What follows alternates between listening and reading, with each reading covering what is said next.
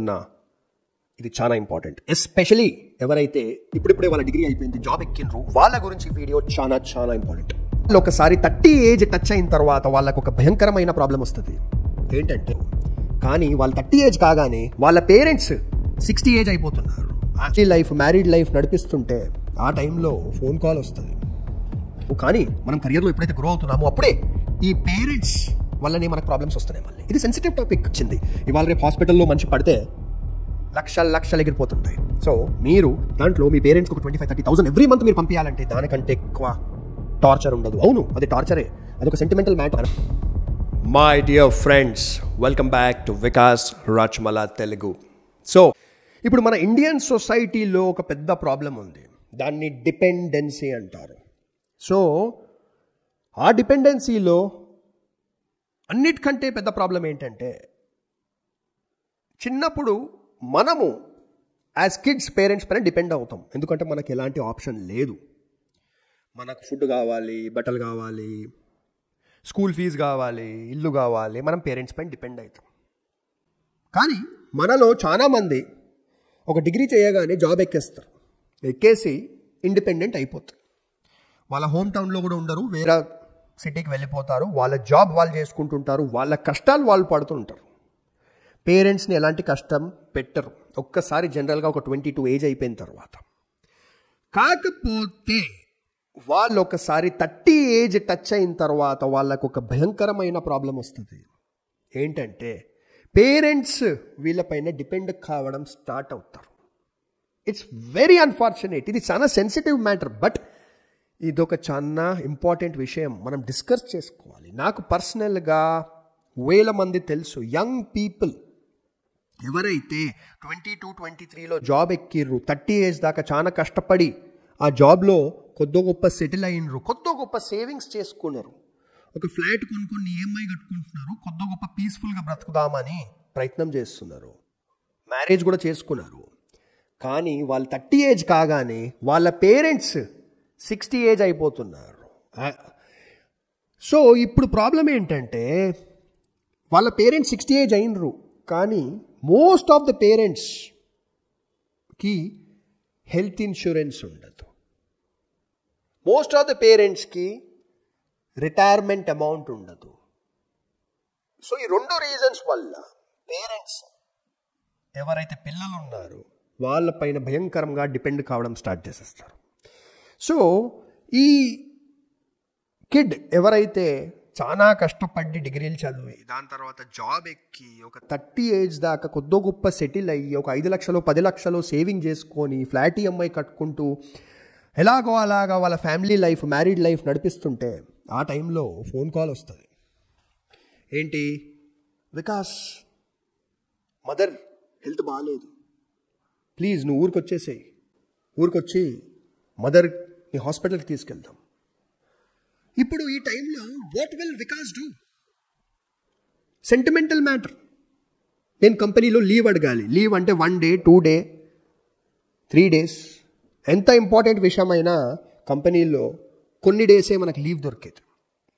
సరే, మేనేజర్ చాలా మంచోడు, లీవ్ ఇచ్చేసాడు అనుకోండి, కానీ మనం ఇంపార్టెంట్ ప్రాజెక్ట్లో ఉన్నాం, ఎవ్రీ డే క్లయింట్తో మాట్లాడాలి, క్లయింట్కి రిపోర్ట్స్ పంపించాలి, మనము అది చెయ్యలేము. అప్పుడు ఏమవుతుంది, మనకు ఏదైతే ఇంపార్టెంట్ రెస్పాన్సిబిలిటీ కంపెనీ ఇచ్చింది అది మనం పూర్తి చేయలేకపోతే మన పొజిషన్ వేరేలోకి ఇచ్చేస్తారు, మన కెరియర్ గ్రోత్ ఆగిపోతుంది. సో పుట్టినప్పటి నుంచి పేరెంట్స్ మనల్ని కెరియర్లో గ్రో కావాలా అని చూద్దాం అనుకున్నారు. కానీ మనం కెరియర్లో ఎప్పుడైతే గ్రో అవుతున్నామో అప్పుడే ఈ పేరెంట్స్ వల్లనే మనకు ప్రాబ్లమ్స్ వస్తున్నాయి. మళ్ళీ ఇది సెన్సిటివ్ టాపిక్, కానీ this is the fact. So ఈ వికాస్కి ఫోన్ వస్తుంది. వికాస్ మేనేజర్తో రిక్వెస్ట్ చేసి ఊరికి వెళ్ళిపోతాడు. ప్రాజెక్ట్ మధ్యలో క్రిటికల్ మ్యాటర్, ప్రొడక్షన్కి మూవ్ చేస్తున్నాం, ఇప్పుడు లైవ్ కాబోతుంది ప్రాజెక్ట్. ఆ టైంలో నేను ఇంపార్టెంట్ పర్సన్, క్లయింట్తో డైలీ మాట్లాడుతుంటా, యుఎస్ క్లయింట్, నేను ఊరికి వెళ్ళిపోతాను. అక్కడ ఊరికి పోయిన తర్వాత ఏం తెలుస్తుంది, ఒక పెద్ద హాస్పిటల్కి షిఫ్ట్ చేయాలని తెలుస్తుంది. పెద్ద హాస్పిటల్కి తీసుకెళ్ళిన తర్వాత ఏం తెలుస్తుంది, ఇప్పుడు హాస్పిటల్లో పెట్టాలి, ఐసీయూలో లక్షల రూపాయలు ఖర్చు అవుతాయి. పేరెంట్స్కి హెల్త్ ఇన్సూరెన్స్ లేదు, పెద్దగా సేవింగ్స్ లేవు, రిలేటివ్సా ఎవడూ సపోర్ట్ చేయడు. సో నేను జమ చేసుకున్న 5 లక్షలు 10 లక్షలు నా ఎమర్జెన్సీ ఫండ్ గురించి పెట్టుకున్నాయి, నా వైఫ్ గురించి, నా కిడ్ గురించి పెట్టుకున్నాయి, నేను మా మదర్కి డైవర్ట్ చేయాల్సి వస్తుంది. ఒకసారి పేరెంట్స్కి హెల్త్ ఇష్యూస్ స్టార్ట్ అయినాయంటే అవి ఆగవు. ఎందుకంటే ఆ ఏజ్లో ఒక 60 ఏజ్ 55 60 ఏజ్లో ఒకసారి ప్రాబ్లమ్ స్టార్ట్ అవుతాయి, అవి నెక్స్ట్ 15-20 ఇయర్స్ నడుస్తూనే ఉంటాయి. సో ఈ పర్సన్ ఎవరైతే జాబ్లో మంచిగా కెరియర్ ముందుకెళ్తుండే, ఫ్యామిలీ లైఫ్ బాగుండే, కొద్ది గొప్ప సేవింగ్స్ చేసి పెట్టుకున్నాడు, అవన్నీ మెల్లిమెల్లిగా నాశనం అయిపోతుంటాయి. కెరియర్ నాశనం అయిపోతుంది, సేవింగ్స్ కావు. ఎందుకంటే మదర్కి రేపటి దినం మదర్ ఒక్కరే కాదు, మళ్ళీ ఫాదర్ కూడా సిక్ కావచ్చు. ఎందుకంటే ఓల్డ్ ఏజ్లో అందరికీ ఏదో ఒక హెల్త్ సపోర్ట్ అనేది అవసరం పడుతుంది. సో ఈ వికాస్కి మదర్ ఫాదర్ ఇద్దరికి హెల్త్ ఇన్సూరెన్స్ లేదు కాబట్టి డబ్బులు పెడుతూనే ఉండాలి. సో ఇప్పుడు మీరు అనొచ్చు హెల్త్ ఇన్సూరెన్స్ చేయించుకోవచ్చు కదా వికాస్ అనేసి. సో ఏమవుతుందంటే హెల్త్ ఇన్సూరెన్స్ ఒక ఏజ్ అయిన తర్వాత పేరెంట్స్కి చేపియలేము. హెల్త్ ఇన్సూరెన్స్ జనరల్గా 35 ఏజ్ 40 ఏజ్ ముందు చేస్తేనే బెటర్. ఎందుకంటే ఒక 50 ఏజ్ అయిపోయిన వ్యక్తి వెళ్ళి హెల్త్ ఇన్సూరెన్స్కి అప్లై చేస్తే 100 హెల్త్ చెకప్స్ ఉంటాయి, ప్లస్ ప్రీమియం కూడా చాలా హై ఉంటుంది. Most of the time health insurance approve కూడా కాదు. సో మీరు 30 ఏజ్ ఎక్కిన తర్వాత మీ పేరెంట్స్కి హెల్త్ ఇన్సూరెన్స్ చేపిస్తాము అని మీరు అనుకుంటే అది జనరల్గా కాదు. సో మీరు చేయాల్సిందేంది, ఇక్కడ ఇంత చెప్పినా కదా, మీరు జాబ్ ఎక్కగానే మీ ఏజ్ 22-23 ఉన్నప్పుడే మీ పేరెంట్స్కి సపరేట్ హెల్త్ ఇన్సూరెన్స్ చేయండి. మీ హెల్త్ ఇన్సూరెన్స్లో ఇంక్లూడ్ చేయకండి. మీ హెల్త్ ఇన్సూరెన్స్లో మీరు, మీ వైఫ్, మీ కిడ్డే ఉండాలి. మీ మదర్కి ఇంకా ఫాదర్కి కలిపి ఒక సపరేట్ హెల్త్ ఇన్సూరెన్స్ చేపియండి. మీరే దానికి ప్రీమియం కట్టండి. ఎందుకంటే పేరెంట్స్కి చెప్తే వాళ్ళు కట్టరు, ఎందుకు ఇవన్నీ అవసరం లేదు అంటారు. సో మీరు 23 ఏజ్ ఉన్నప్పుడు మీ parents age most of the time probably 50 దగ్గర ఉండొచ్చు. సో అప్పుడు హెల్త్ ఇన్సూరెన్స్ దొరికే ఛాన్సెస్ ఇంకొద్ది ఈజీగా కూడా ఉంటాయి. సో ఫస్ట్ మీరు జాబ్ ఎక్కగానే సపరేట్ హెల్త్ ఇన్సూరెన్స్ చేయించుకోండి మీ పేరెంట్స్ గురించి. లేకపోతే 30 ఏజ్ తర్వాత మీకు చాలా ప్రాబ్లమ్స్ క్రియేట్ అవుతాయి. సో మీరు ఇక్కడ అనొచ్చు ఎందుకు, బికాస్ మా కంపెనీ చాలా మంచి సూపర్ హెల్త్ ఇన్సూరెన్స్ ప్రొవైడ్ చేస్తుంది, సో మా పేరెంట్స్ దాంట్లో కవర్ అయిపోతారు కదా, I don't need separate health insurance, I don't have to worry about this, I will take care of my parents అని మీరు అనుకోవచ్చు. కానీ ఇక్కడ వాట్ ఇఫ్ మీరు సడన్గా జాబ్లోకి లే ఆఫ్ అయిపోయినరు, మీకు వేరే జాబ్ దొరకనికి టైం పడుతుంది, అదే టైంలో మీ పేరెంట్స్ సిక్ అవుతే అప్పుడు మీకు హెల్త్ ఇన్సూరెన్స్ ఉండదు. సో జాబ్ హెల్త్ ఇన్సూరెన్స్ పైన డిపెండ్ కావద్దు, అదొక బ్యాకప్ లాగా మనం పెట్టుకోవచ్చు, కానీ మీ హెల్త్ ఇన్సూరెన్స్ సపరేట్గా మీకు ఉండాల్సిందే. లేకపోతే ఒక్కొక్కసారి మీ కంపెనీ ప్రొవైడ్ చేస్తున్న హెల్త్ ఇన్సూరెన్స్ సరిపోకపోవచ్చు. జనరల్గా మనుషులకు 3 lakhs 4 lakhs 5 lakhs కంటే ఎక్కువ హెల్త్ ఇన్సూరెన్స్ ఉండదు ఎంప్లాయర్ ఇచ్చింది. ఇవాళ రేపు హాస్పిటల్లో మనిషి పడితే లక్షలు ఎగిరిపోతుంటాయి. సో మీరు మీ పేరెంట్స్కి సపరేట్ హెల్త్ ఇన్సూరెన్స్ తీసుకొని ఒక 30 lakhs 50 lakhs హెల్త్ ఇన్సూరెన్స్ మీరు తీసుకోండి. నాకు నా ఫ్యామిలీకి 1 crore హెల్త్ ఇన్సూరెన్స్ ఉంది సపరేట్గా. ఇప్పుడు మా మదర్కి ఒక్కదానికే సపరేట్గా 1 crore హెల్త్ ఇన్సూరెన్స్ ఉంది. So this is the most important thing we have to understand. And next ఏంటంటే, ఓకే దేవుడి దయ వల్ల మీ పేరెంట్స్కి ఎలాంటి హెల్త్ ప్రాబ్లం రాలేదు, ఓకే హెల్త్ ఇన్సూరెన్స్ ఉందా లేదా అది వేరే మాట, రాలేదు, మీ ఏజ్ 30-32, మీ పేరెంట్స్ సూపర్ హెల్త్లో ఉన్నారు, గాడ్ ఈజ్ గ్రేట్, చాలా మంచిది.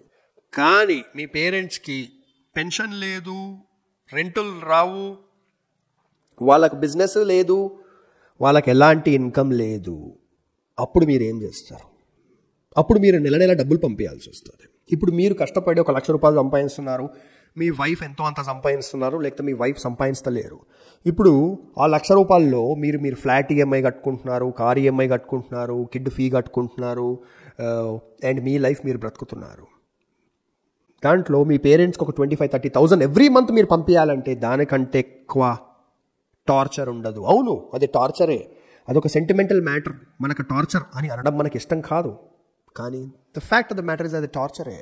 ఎందుకంటే ఇన్ ది ఎండ్ మీరు పెద్దగా అయిపోయి మీకు ఫ్యామిలీ ఉన్నప్పుడు you have to take care of your self and your wife and kid. Me parents దిక్కు మీరు ప్రేమ చూపించాలి, కానీ ఫైనాన్షియల్ బర్డన్ ఉండకూడదు. సో ఈ ఫైనాన్షియల్ బర్డన్ వల్ల ఏమవుతుందంటే మీ పేరెంట్స్ దిక్కు మీకు చిరాకు రావడం స్టార్ట్ అయిపోతుంది. ఓకే మీరు ఒక 5 లక్షలు 3 లక్షలు సంపాదిస్తున్నారు, అప్పుడు మీకు ప్రాబ్లం కాదు, కానీ ఎంతమంది సంపాదిస్తారు? Maximum people earn 50,000, 60,000, 1 lakh. దానికంటే ఎక్కువ సంపాదించరు మనుషులు. చాలా రేర్గా 2 lakhs సంపాదిస్తారు మనుషులు. సో అండ్ మీరు కాన్స్టెంట్గా మీరు కష్టపడి సంపాదించిన డబ్బులు మీ పేరెంట్స్కి పంపిస్తుంటే తప్పకుండా మీ లైఫ్ పార్ట్నర్కి ఎక్కడో అక్కడ ఇరిటేషన్ వస్తుంది. ఇప్పుడు మీ వైఫ్ పంపిస్తుంది అనుకో ఎవ్రీ మంత్ 30,000 పేరెంట్స్కి, 40,000 పేరెంట్స్కి, ఎందుకంటే వాళ్ళకి ఇన్కమ్ లేదు. ఒక లెవెల్ తర్వాత మీకు కూడా యాజ్ అ హస్బెండ్ కోపం వస్తుంది. ఏంటి బాస్ ఇది, అసలు ఇంత కష్టపడి మనం లైఫ్ ప్లానింగ్ వేసుకుంటున్నాము, ఎందుకంటే ఆ అమౌంట్ పంపించేది 1 year, 2 years కాదు కదా. మీ పేరెంట్స్ బ్రతుకున్నంత కాలం, అంటే ఒక 20-25 years మీరు పంపించాల్సి వస్తుంది. ఇన్ఫ్లేషన్ పెరుగుతుంటుంది. అంటే లాస్ట్ ఇయర్ 25,000 పంపిస్తుంటే నెక్స్ట్ ఇయర్ 26 పంపించాలి, నెక్స్ట్ ఇయర్ 28 పంపించాలి per month, for an example. So మీరు చేయాల్సింది ఏంటంటే మీకు జాబ్ ఎక్కగానే 22-23 ఏజ్లో మీరు జాబ్ ఎక్కగానే ఒక రిటైర్మెంట్ స్కీమ్ అనేది ఉంటుంది. రకరకాల పాలసీలు ఉంటాయి. ఓకే, మీరు వెతుక్కోండి ఆన్లైన్లో. మీరు ఫస్ట్ ఒక రిటైర్మెంట్ ఫండ్ అనేది స్టార్ట్ చేయండి. దాంట్లో for an example yearly, for an example ఒక ₹1,00,000 కట్టాలనుకో 1 yearకి, మీరు 50 కట్టండి. మీ పేరెంట్స్ని ఫోర్స్ చేయించి ఇంకొక 50,000 కట్టిపియండి. వాళ్ళ పేరు పైనే ఉండాలి రిటైర్మెంట్ ఫండ్. ఓకే, పేపర్స్ తీసేసుకోండి, వాళ్ళు బ్రేక్ చేయొద్దు ఆ రిటైర్మెంట్ ఫండ్ మధ్యలో. సో మీరు 50% కాంట్రిబ్యూట్ చేయండి, పేరెంట్స్ 50% కాంట్రిబ్యూట్ చేయమనండి. So that next 10 years, 12 years ఎప్పుడైతే మీ పేరెంట్స్ రిటైర్ అవుతారు కదా, అంటే whatever work your parents are doing, farming చేస్తుండొచ్చు, స్మాల్ బిజినెస్ చేస్తుండొచ్చు, ఏదో జాబ్ చేస్తుండొచ్చు, whatever your parents are doing, జనరల్గా 60 దాకా అయితే వాళ్ళు పని చేయగలుగుతారు. 60 తర్వాత వాళ్ళు పని చేయగలుగుతారా లేదా దానికి గ్యారంటీ లేదు. సో మీ పేరెంట్స్ 60 ఏజ్ రీచ్ అయిపోయే ముందే, అంటే మీరు 20-22 ఆ టైంలో మీ పేరెంట్స్ జనరల్గా 50 ఏజ్ దగ్గరనే ఉంటారు. సో నెక్స్ట్ 10 years టైం ఉంది మీకు ఒక రిటైర్మెంట్ ఫండ్ అనేది బిల్డ్ చేయండి. సో దట్ మీ పేరెంట్స్ ఎప్పుడైతే సంపాదించలేరు అప్పుడు ఆ రిటైర్మెంట్ ఫండ్ వాళ్ళకు నెల ఒక అమౌంట్ పంపిస్తుంది. ఇంకా మీ పేరెంట్స్ ఆ అమౌంట్లోనే పొదుపు చేసి బ్రతకాలి. ఏమైనా ఎమర్జెన్సీ ఉంటే మీరు ఎప్పుడో ఒకసారి సపోర్ట్ చేయొచ్చు, కానీ నెల సపోర్ట్ చేసే రెస్పాన్సిబిలిటీ పెట్టుకోకండి. లైఫ్లో ప్లానింగ్ చేయాలి, సాక్రిఫైజులు చేయకూడదు. Plan your life, don't sacrifice for the rest of your life. So ఇంకొకటి, మీ పేరెంట్స్కి సైకలాజికల్గా మీరు డిగ్రీ చేస్తున్నప్పటి నుంచే చెప్పాలి ఏంటంటే, నేను ఎమోషనల్గా ఎప్పుడూ మీ గురించి ఉంటాను, కానీ నా పైన మీరు డిపెండ్ కాకండి. ఇప్పుడు మీకు ఏదైనా పని పడితే తప్పకుండా వికాస్ వచ్చి హెల్ప్ చేస్తాడు. మీకు ఎక్కడికైనా వెళ్ళేది ఉంటే వికాస్ వచ్చి తీసుకెళ్తాడు. మీరు సిక్ అయితే తప్పకుండా వికాస్ వచ్చి 10-15 days హాస్పిటల్లో కూర్చుంటాడు. Please don't expect. ఇవాళ రేపు వరల్డ్ ఈజ్ వెరీ కాంపిటేటివ్. నేను కెరియర్లో ముందుకెళ్ళకపోతే నేను నాశనం అయిపోతా. సో మీకు హెల్త్ ఇన్సూరెన్స్లు చేపిస్తా, నేను మీకు ఎమోషనల్ సపోర్ట్లా ఉంటా, అవసరం ఉంటే డాక్టర్స్తో ఫోన్ పైన మాట్లాడతా, కానీ నేను వచ్చి హాస్పిటల్లో కూర్చోను. సో ఫిజికల్గా మనం సపోర్ట్ చేసే డిపెండెన్సీ పేరెంట్స్ పైకి మనము, అంటే పేరెంట్స్కి ఎక్స్పెక్టేషనే మనం ఇవ్వద్దు. స్టార్టింగ్కేనే మెల్లిమెల్లిగా ప్రేమగా చెప్తుండాలి. మీరు సడన్గా చెప్పిర్రు అనుకో ఒక 30 ఏజ్ వచ్చిన తర్వాత నేను చెయ్యా అని, వాళ్ళు వికాస్ మారిపోయిండు, వికాస్ గలీజ్గాడ్ అయిపోయిండు అనుకుంటారు. మీరు డిగ్రీ ఎక్కినప్పటి నుంచే వాళ్ళ దగ్గరికి ఎక్కువ ఫేవర్స్ తీసుకోకండి, మీరు ఫేవర్స్ చెయ్యకండి. సో లైఫ్ మనం పీస్ఫుల్గా బ్రతకాలంటే మ్యూచువల్ రెస్పెక్ట్ ఉండాలి. మ్యూచువల్ రెస్పెక్ట్ ఉండాలంటే ప్లానింగ్ ఉండాలి. ప్లానింగ్ ఉండాలంటే ఆలోచించాలి.